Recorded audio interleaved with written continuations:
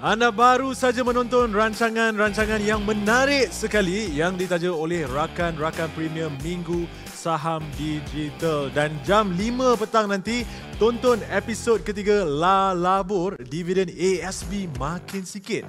Betul ke rugi? Bersama Azman, Naim, Khatijah Tan, Azhan Rani dan Nadia Akila.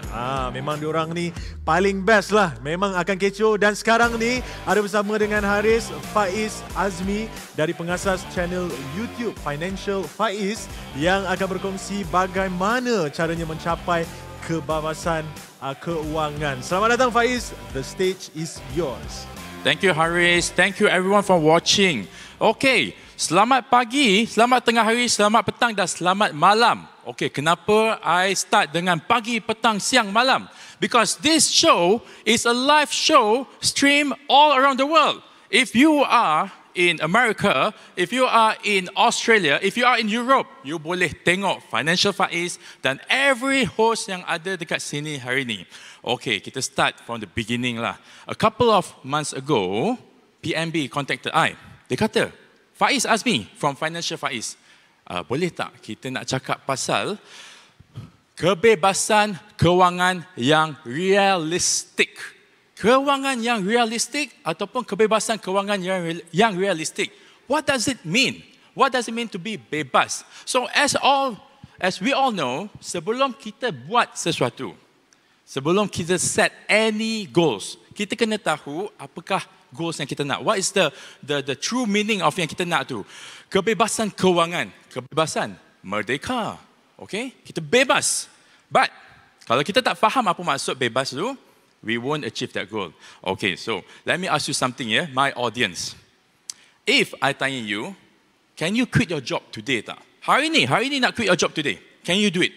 Okay, hari ni hari Sabtu lah. So please don't disturb your HR manager. Dia tengah lepak-lepak weekend. You nak quit kerja pula. Ayo. Okay, tak apa. Kita tunggu hari Isnin. Hari Isnin ni you masuk office, you slam a letter. Hantar email kata, you want to quit your job, your position. Maybe because, to be honest lah, if you have the choice between staying at home, jaga anak, jaga keluarga, jaga yourself. Because work can be stressful. It can be good stress ataupun stress yang tak baik. But for some people, dia nak quit. But kenapa tak buat lagi? Because dia tak boleh. Dia ada komitmen lain. Dia ada tanggungjawab yang lain. So maknanya dia tak bebas. Dia tak bebas. Dia tak boleh buat apa-apa dia nak dari segi kewangan. Sebab when I say commitment, I'm not just talking about komitmen kita kepada keluarga. I'm talking about komitmen kita kepada diri kita juga. Takkanlah kalau kita umur 30 tahun, kita nak quit. Okay, for now, for about 1 year, maybe boleh lah ada emergency fund. I always tekankan kepentingan emergency fund in the event where you lose your job. But this time around, you pilih untuk berhenti kerja sendiri. Okay, tak apa, 1 year, no problem. And then, how about 31 years old, 32, 33, all the way until retirement. So maknanya, you tak bebas dari segi komitmen.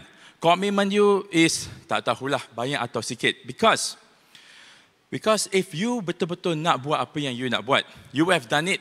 Cuma ada benda-benda penghalang, ada benda-benda yang menghalang. Jadi you tak bebas. Itu pun kebebasan ni ada banyak level ya. Okey, apa maksud I?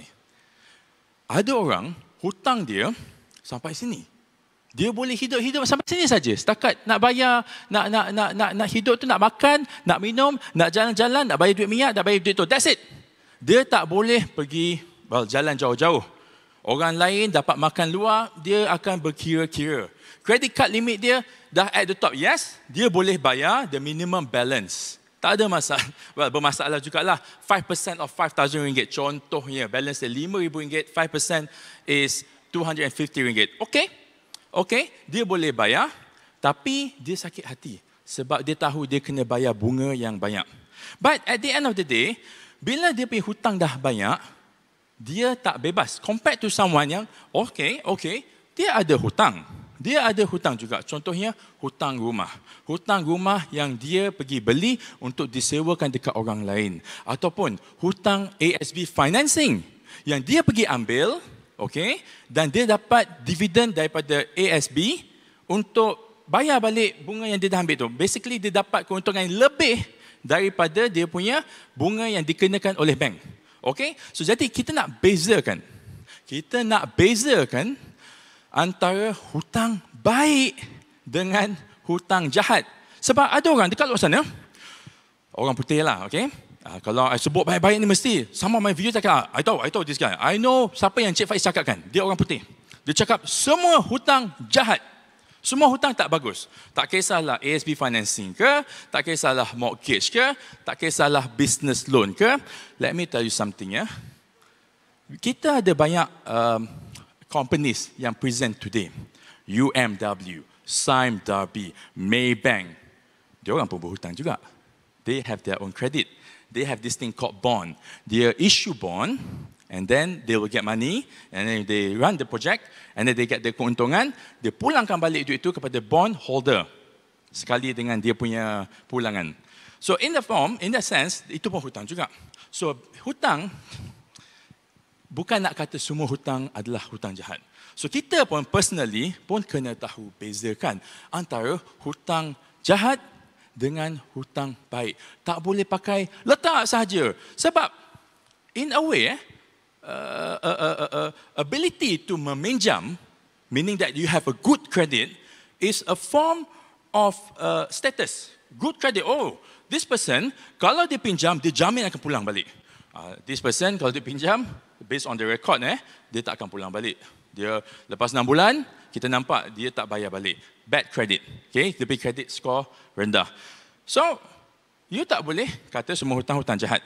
Sebab bila you nak leverage, you want to increase you punya opportunity. So you see, mula-mula I cakap pasal kebebasan, tapi now I nak cakap pasal opportunity. Sebab for you, one of the ways for you to increase your kemerdekaan, kebebasan finance, kebebasan kewangan adalah dengan membuatkan duit, kewangan, harta, kerja untuk you. Bukan you kerja untuk harta, bukan you kerja untuk that kewangan lah. Sebab, okey, contohlah. I bagi contoh lah yang selalu orang selalu ambil. Benda ni, dulu kita tak minta pun, dia bagi. Nah, ambil. Dah buat macam ni, semua orang dah tahulah. Credit card. Okey, sekarang ni dah susah sikit lah. Sebab ramai orang dah terciduk. Tapi, dulu, wow, gaji RM5,000 boleh dapat credit card limit 10 kali ganda, RM50,000. Sekarang ni typically 2 kali ganda.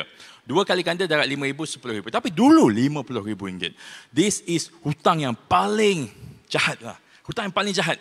Okey, tapi kena faham I bukan kata jangan ambil kredit card langsung. I kata jangan simpan hutang kad kredit. Kad kredit itself is a very, very good tool if you pandai pakai lah. Macam I swipe.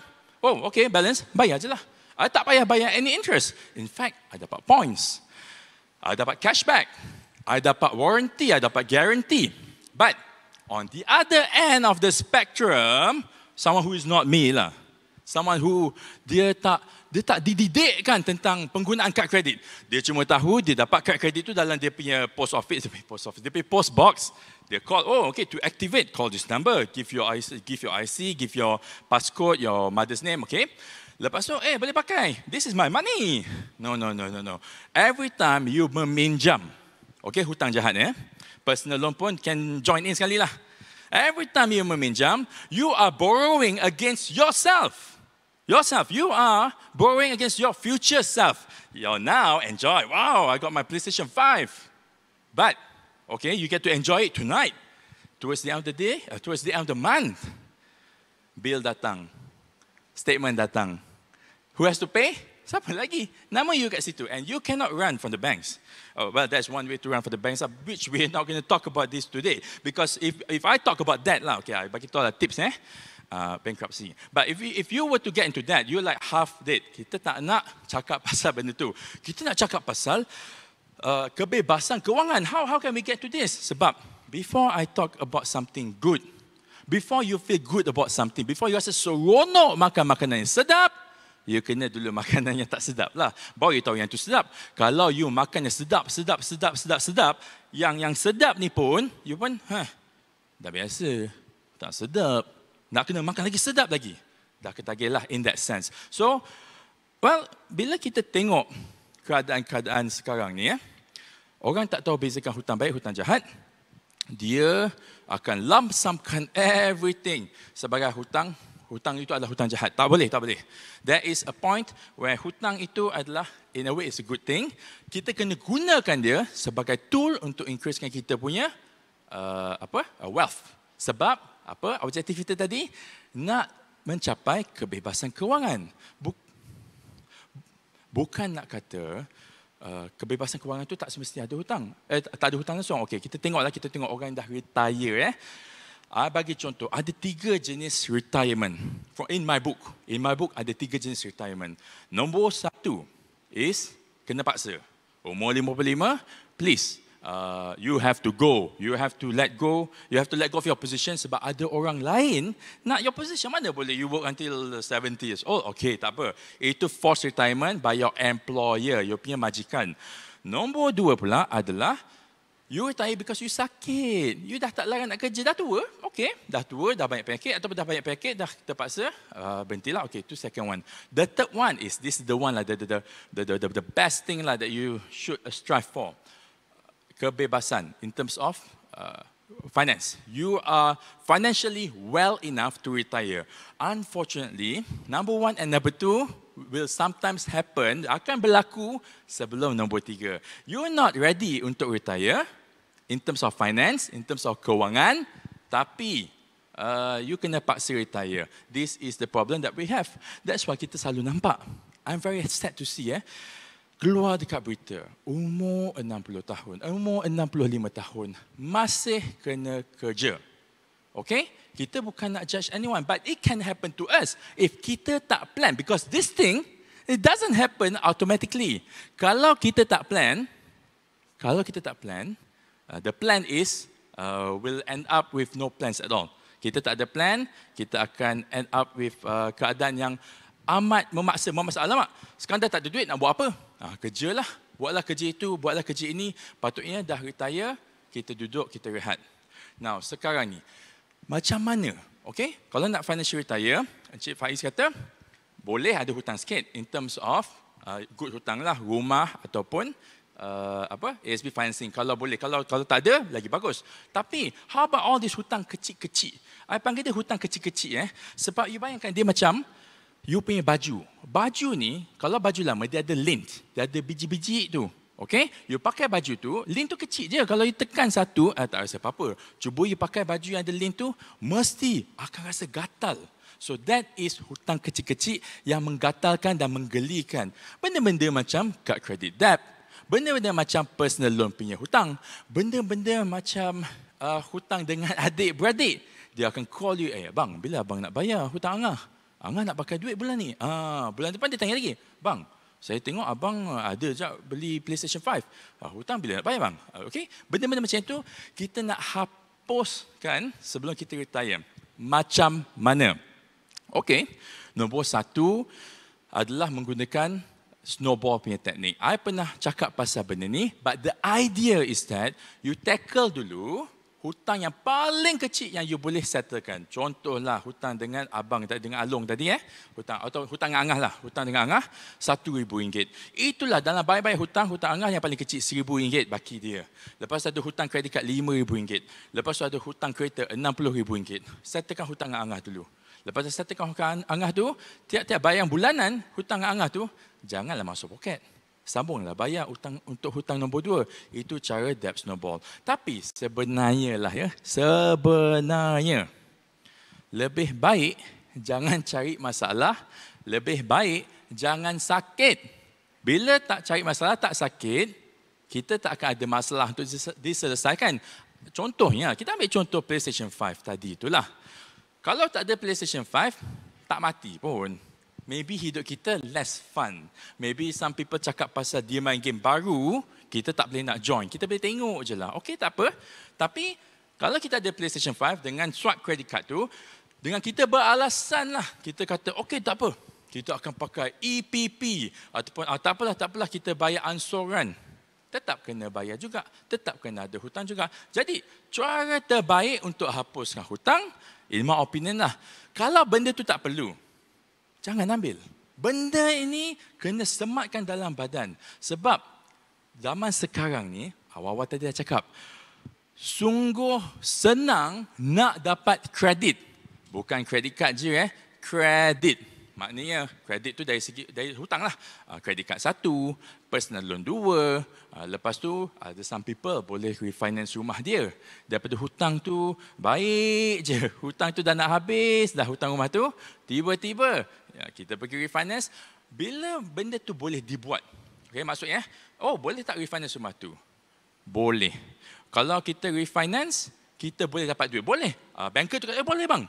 Harga rumah abang RM500,000, baki hutang rumah abang tinggal RM200,000, kita ambil refinancing 90% darab RM500,000, RM450,000, tutup hutang lama RM200,000, ada baki dalam tangan RM250,000. Wow, mata kita belak. Boleh buat tak? Boleh. Physically boleh buat, by law boleh buat. Okey, you pergi buat. Then, dah dapat duit tu, waktu tu ya, sap. Itu masalah dia. Bila benda tu boleh dibuat, you akan buat. So, kalau I ajar pun, bila I cakap pasal hati-hati, dalam kepala kita ni, faham, betul. Hutang dah habis, settle lah, buat apa nak tambah-tambah lagi hutang. Bagi alasan. Okay. Sebenarnya, yang lawan dengan kita ni, yang menjadikan masalah, apa yang nampak lah, ni. Dia ni, tak sebijak dia ni. Tapi dia ni, overpower dia ni. Kita rational. Tapi, kita punya hati, tak rasional. Dia nak je. Dia nak makan best. Dia nak main best. Dia nak tengok cerita best. Semua benda dia nak. Otak kata, tak apalah. Tak makan pun, kat situ pun tak apa. Makan je lah makanan biasa. Pun okey juga. Pun sedap juga. Tapi, dia tak nak. So, akhir sekali, tolong dalam banyak-banyak ni, it all boils down to one thing jugalah. Tolong jaga aliran tunai. You punya cash flow. Cash flow ni is you punya pernafasan. Sedut nafas, keluar nafas. Sedut nafas, keluar nafas. Bayangkan sedut nafas tu macam you punya income lah. You punya keluar nafas tu is you punya expenditure. You punya pembelanjaan. Mana boleh sedut nafas 80%, you keluar nafas 100%. Nanti you tak boleh lah, dah habis lah nyawa kat dalam ni. So itu sama, konsep dia sama. So ramai orang tak sedar. Sebab apa? Samalah.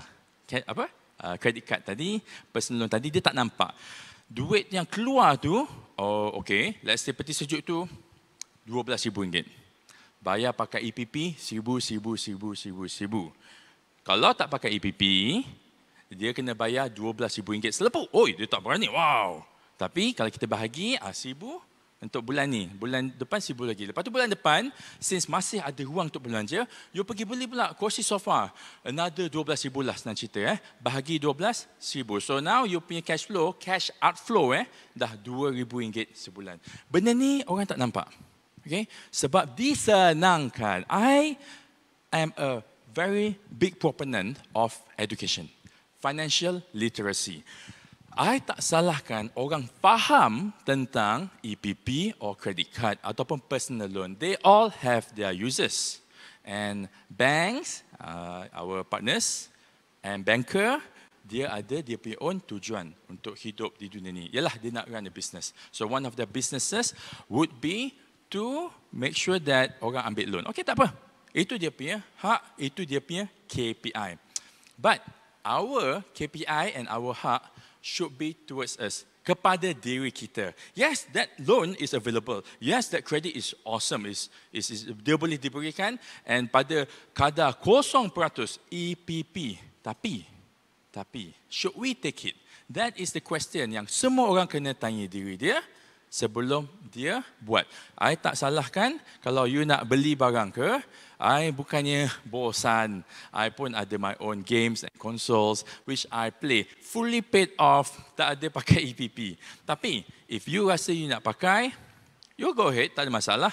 Cuma, janganlah, jangan ikut trend sangat. Orang tu beli PlayStation, Nintendo Wii ataupun Nintendo Switch, you nak pakai. Orang tu beli basikal mahal sebab hobi, the latest hobby is basikal, travelling, bicycling, you pun nak. Ataupun lagi satu, orang tu rumah besar, you pun nak. You cannot have everything. If you try to have everything, well, for one thing, tak ada siapa akan, bukan nak kata tak ada siapa yang kisahlah. If you buy an awesome car, a Honda Civic lah, for example, you drive it to work.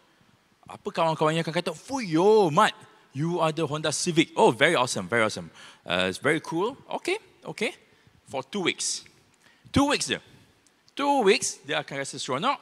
You akan rasa seronok, dapat pujian. Kereta baru, siap plastik, siap ceramic lah, letak everything. 2 weeks. Tapi, how about the loan? The loan will be there with you for up to 9 years. You dapat keseronokan 2 minggu. Kalau you beli because of orang lain lah. Tapi you kena bayar loan tu for the next 9 years. 108 weeks. I believe so. 2 weeks versus 108. So kita tak nak, I tak nak you to be in position where you bayar you punya, bukan mistakes, tapi pilihan, your choices in the past, and you bayar all the way sampai sekarang. Okay? If we want to wrap this up, in terms of kebebasan kewangan, how are you supposed to be bebas? How are you supposed to quit your job? Now, I'm not telling you guys to quit your job. Tapi kalau you dah benci sangat kerja you tu, kalau you bebas, you boleh kata your boss, I nak quit hari ni, I hate your face, I hate this company, I hate what I'm doing, I nak keluar. Tak apa, either 1 year be emergency fund, I'm pretty sure in the next 3 months, ataupun even in 1 year, I boleh cari kerja lain. But you cannot do that if, well, for one thing, you tak ada emergency fund, or you tak ada, ataupun you ada banyak sangat hutang. So, you pilih where you nak pergi from here on out. Itulah kebebasan kewangan yang you boleh pilih. Kalau you salah pilih, it will be dragged on, dia akan tarik sampailah hujung. Just nak bagi tahu hutang-hutang sekarang ni panjang sampai umur 70 tahun. Now, nak tanyalah, you tanyalah my audience. You tanya diri you, how many 70-year-olds have you met personally lah, other than your atuk? How many? Well, to me, I jumpa lebih banyak orang-orang muda daripada orang-orang tua. Jadinya, bila you nak buat keputusan tu, you tengok orang-orang tua ni, you tengok dia buat apa. Are they working? If they're working, you ask them, Uncle, may I know why are you still working? And I've met a lot of them. Typically. It all boils down to, I'm sorry to say, financial management, or in other words, mismanagement. Salah jaga kewangan. And kita tak nak berada di keadaan situ. Sesiapa yang tengok this video, please fahamkan that decision is yours. Kalau you dah buat mistakes, let's say lah, you are 35 years old. Your first mistake was 10 years ago, you ambil credit card banyak-banyak, ataupun you ambil personal loan banyak-banyak sangat, sampai sekarang belum habis lagi. Tak apa. Forgive yourself. Now, from today on, onwards, look for one way to settle all these debts yang geli-geli. Debts yang kecil-kecil is not big pun, tapi is there, and you tak nak benda tu kekal lama. And number two, simple je. Don't take up new debts. Jangan. Kalau you rasa benda itu penting, if it is good debt like a house, like your ASB financing, yang boleh memberikan pulangan yang lebih tinggi daripada kadar bunga, and you know towards the end of the day, bila you habis bayar hutang tu, you will have something that is worth a lot more than apa yang you duk bayar all this while, then tak apa.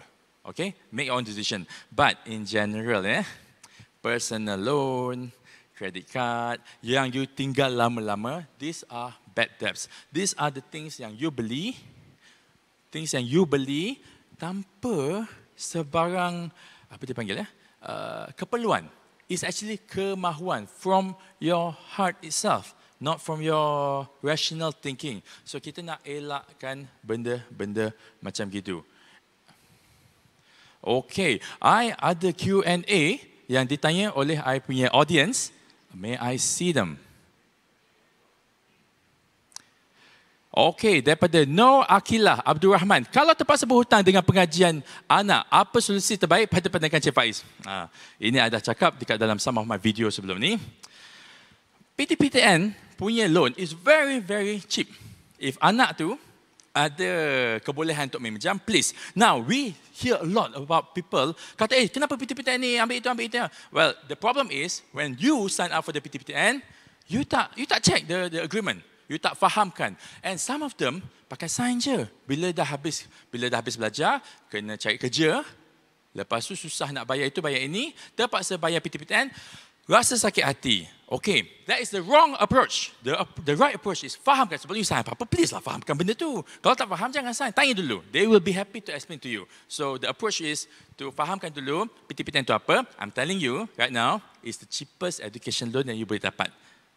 Other than if you ambil daripada pharma. Tapi yang tanya soalan tu is the pharma itself lah. So untuk anak dia, please ambil that PTPTN punya loan kalau available. If tak available, okay. If tak available, I'm sorry to say, a few options yang ada kat sana termasuklah refinance your house ataupun ambil personal loan. Tapi please take it with caution. You kena do the numbers. I cannot answer that question like here on the stage. You kena do You kena buat product metrics. You kata, okay, ini bunga dia macam mana? Yang ini dia punya installment macam mana? Tenor dia macam mana? Then you pick the best one. Ataupun maybe you boleh buat hybrid. Sedikit pakai cash, sedikit pakai apa dia panggil loan. Tak payah semua pakai loan. That would be my question. Okay. Ada any other question? Ada second question tak? Okay. Nel Fifi, adakah bayaran bil secara autodidak bermanfaat? Bayaran bil secara autodidak. In general, yes. Okay. In Malaysia, kita belum praktis lagi bil masuk kat dalam SECRIS ataupun SITOS might, tapi kalau dah teruk sangat. Tapi dari segi bil itself tu dia tak macam loan. Loan you tak bayar masuk dalam SECRIS, wah, okay, your credit hancur. But in terms of bil biasa, you buat because it is a good practice. Sebab apa? Kalau you pakai autodidak, typically you akan pakai your bank direct deduct ataupun you akan pakai credit card. Okay, tak apa. Assuming that you memang boleh settlekan the credit card. Kalau you tak bayar, you punya credit card, you punya bill, dia akan berkumpul. Ada orang macam itu, dia ada duit. I tahu duit. Kenapa kau punya duit ni 20,000 dalam bank kau sibuk-sibuk dia punya phone operator tu pergi call dia tiap-tiap few days untuk settlekan bil. Dia kata tak ada masa, pakailah autodidak. Kadang-kadang dapat diskaun lagi kalau you pakai autodidak. So it is actually a very good practice sebab it's a form of management. I selalu cakap don't sweat the small stuff. It's not I cakap lah. Selalunya I ambil here and there. Bukan curi kita package them in a way that orang boleh faham. Jangan berpeluh benda-benda kecil. Tidak. Maksudnya, jangan fikir sangatlah benda-benda remeh-temeh kecil-kecil ni. Nak kena bayar bil lah, itulah. Tak payah. Buat autodidak je. Dapat diskaun. Okay. Is there any other question? Okay. Stand by. This is the final question. The best one. Muhammad Iwan Azri. Pandangan Tuan Faiz. Melihat kepada trend terkini tentang buy now, pay later, BNPL, lebih baik kebaikan atau keburukan? Okeylah. This one I have to put my foot down. I have to put my foot down. People will perhaps disagree or angry. If you tengok, the only way for you to jawab soalan ni is you tengok dia punya kadar bunga. There is a charge. There is a charge to buy now, pay later. So kalau the charge is actually higher than a credit card ataupun if you tak ada duit pun nak bayar benda tu, jangan belilah. The idea with using a credit card is you buy now and then you pay bukan later 12 bulan. You bayar towards the end of the month. Itu kalau normal credit card purchase. Kalau you pakai EPP, still at least lah. You kena put in mindset, I need this item anyways. And I ada duit tu. Tapi tak apalah, I tak nak letak duit tu dekat dalam bank ataupun dekat dalam kedai. I letak duit tu yang belum bayar, letak dekat dalam ASB. So dapat pulangan. That's good. But buy now pay later is not the same as EPP. Bila you bayar pakai buy now pay later, there will be charges. Kiraan dia is there for you to read. If it is higher end, chances are dia lebih tinggi daripada pembayaran EPP. Dia ada charge lah. In my opinion, I'm putting my foot down, it's not a good idea. Thank you very much. PNB for inviting me to this event. I love being on the stage, apparently. Okay, so thank you very much and take care. Kalau you guys belum subscribe to my channel on Financial Faiz, please do so. Thank you.